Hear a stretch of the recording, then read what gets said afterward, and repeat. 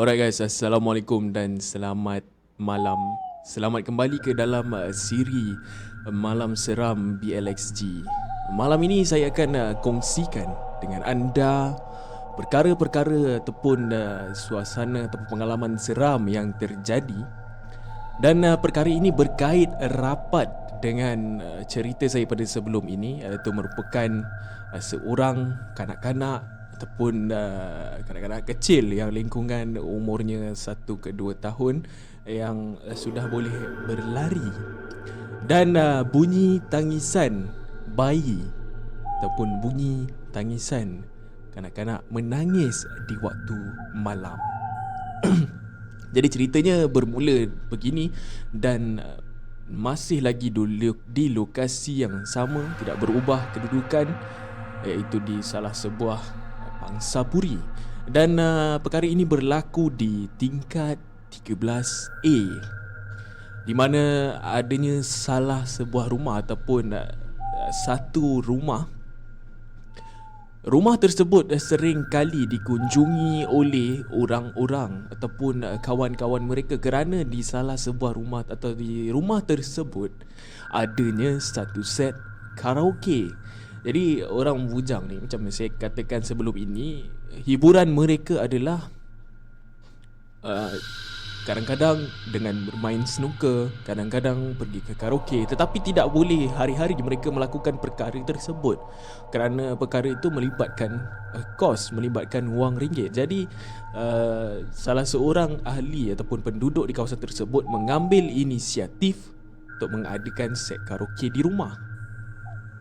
Jadi ceritanya bermula begini. Pada suatu hari di malam yang agak kelewatan sedikit lah, lebih kurang jam 12 malam, selepas semua ataupun ada 2 ke 3 orang di dalam bilik pada ketika itu sedang berkaraoke. Jadi bilik tersebut dia dah disiapkan dengan soundproof, jadi tak mengganggu orang luar lah. Jadi tak ada masalah untuk mereka karaoke pada lewat malam sekalipun. Jadi bila mana semua orang dah mula balik, tinggallah 2 orang sahabat di dalam bilik.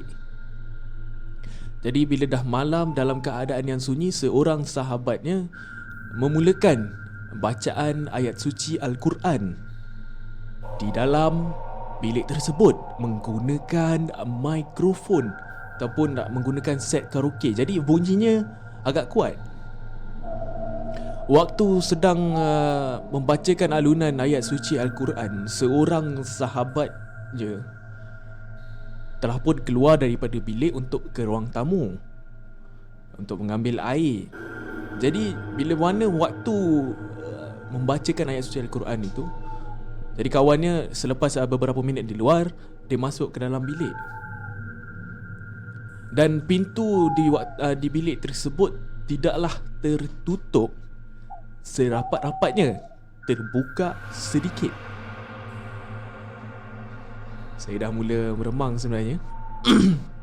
Dan apabila waktu dibacakan ayat suci Al-Quran tersebut, tiba-tiba seorang sahabat ataupun seorang sahabat daripada seorang yang membacakan ayat suci Al-Quran itu terasa bagaikan nampak ataupun merasai akan ada orang yang sedang memerhati.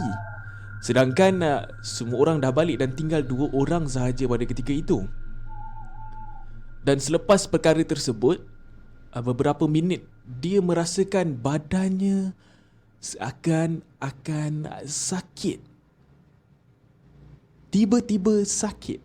Jadi sahabat tersebut memberhentikan bacaan alunan Al-Quran dan cuba pergi melihat sahabatnya ataupun cuba lakukan apa yang boleh dibantu, mungkin dari segi pengurut. Dan selepas kejadian itu, yang dikatakan tuan rumah itu telah pun balik ke rumah dan masuk ke dalam rumah.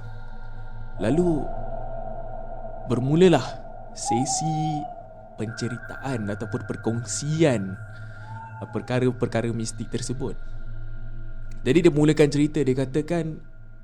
Dia berkata akan adanya sebenarnya di dalam rumah tersebut adanya anak beranak, di mana dikatakan ada seorang ibu dan seorang anak kecil yang berada di bilik belakang. Untuk makluman, bilik tersebut tidak ada penghuni. Bilik tersebut sengaja dikosongkan. Oh, mulu roma saya dah mula pacak habis. Betul-betul real terpacak ni, geng. Jadi dia ceritakan, kadang-kadang pada waktu malam, apabila ingin keluar ke tandas, kadang-kadang mereka nampak dua orang ataupun anak beranak tersebut berada di pintu yang di mana pintu tersebut tidak tertutup. Kadang-kadang berada di bawah sinki, dalam kedudukan yang di mana kaki naik dan berpelukan kepada kaki tersebut. Dan mereka menjangkakan bahawa kedengaran bunyi tangisan budak kecil ataupun penampakan budak kecil yang berlari itu adalah datang daripada anak kepada satu makhluk itu. Sejauh mana kebenaran tidak pasti, tetapi pada malam itu, malam di mana yang dikatakan seorang sahabat nampak akan kelibat ataupun penampakan, memang agak rasa lain situasinya. Jadi setakat itu sahaja perkongsian saya pada malam ini. Semoga anda terhibur. Jangan terlalu taksub. Jika anda mempunyai cerita-cerita yang menarik ingin dikongsikan, anda boleh terus menghubungi saya dan saya akan kongsikan cerita anda. Jadi Assalamualaikum dan selamat malam. Sekian sahaja malam seram kita pada malam ini. Jangan biarkan ketakutan membelenggu diri anda.